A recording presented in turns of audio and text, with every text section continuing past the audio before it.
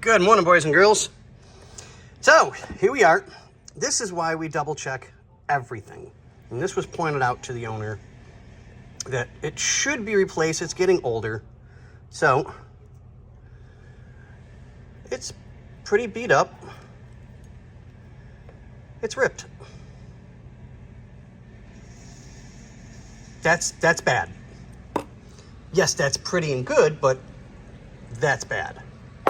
So we're going to install the new one on the steering gearbox, get everything mounted up into place.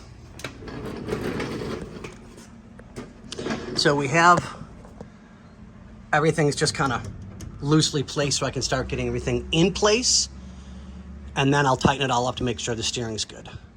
Of course, it'll have to go for an alignment. We already know that. I mean, that's not a big deal. So, but okay, ladies and gentlemen, boys and girls, germs, whatever, blah, blah, blah, blah, blah. I just want to work today. So we're going to work, and get everything done. All right, guys, we'll catch you on the next one. What's going on, everybody? Okay, so one gearbox in. 2 people later, because I couldn't hold it by myself. I really couldn't. That thing just weighs so much.